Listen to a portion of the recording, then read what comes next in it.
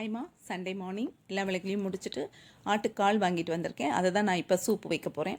அதுக்கு நான் mixie jar எடுக்காமல் இஞ்சி பூண்டு தட்டுற அந்த கல் எடுத்து அதில் 1/4 ஸ்பூன் ஜீரகம், மிளகு, சோம்பு போட்டு ஒன்றும் பதியமாக தட்டி 10 விசில் கொடுத்து வேக வச்சுருக்க அந்த ஆட்டுக்காலோட சேர்த்துட்டு 10 சின்ன வெங்காயத்தை தொளி உரித்து ஒன்றும் பதியமாக தட்டி போட்டுட்டு கொஞ்சம் தக்காளி, ஒரு பச்சை மிளகாய், தேவையான அளவு உப்பு, சூப்புக்கு தேவையான அளவு தண்ணி, இஞ்சி பூண்டு விழுது கொஞ்சம் மஞ்சத்தூள் போட்டு நல்லா கிளறி குக்கரில் 2 விசில் விட்டு இறக்கி ஒரு தாளிக்கிற கரண்டியில் எண்ணெய் விட்டு 2 ஜீரகம் போட்டு தாளிச்சிக்கலாம்.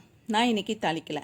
இப்போ ரெடியான சூப்பை எடுத்து ஒரு பவுலுக்கு மாற்றிட்டு நல்லா ஆற வச்சுட்டு அதில் கொத்தமல்லி இலையை தூவி கொஞ்சம் மிளகுத்தூள், கொஞ்சம் லெமன் ஜூஸ் போட்டு கிளறி பசங்களுக்கு கொடுக்கலாம். ஆட்டுக்காலில் கொலஜன் இருக்கிறதுனால நம்ம எலும்புகளுக்கு தேவையான அதிகப்படியான சத்தும் அதில் இருக்குது. அதனால் நான் இதை பசங்களுக்கு மாதத்தில் ஒரு தடவையாவது செஞ்சு கொடுத்துருவேன். நீங்களும் இதே மெத்தடில் செஞ்சுட்டு எப்படி இருக்குன்னு எனக்கு கமெண்ட்டில் சொல்லுங்கள். உங்களுக்கு இந்த வீடியோ பிடிச்சிருந்தா லைக் பண்ணுங்கள், ஷேர் பண்ணுங்கள், சப்ஸ்கிரைப் பண்ணி எனக்கு சப்போர்ட் பண்ணுங்கள்.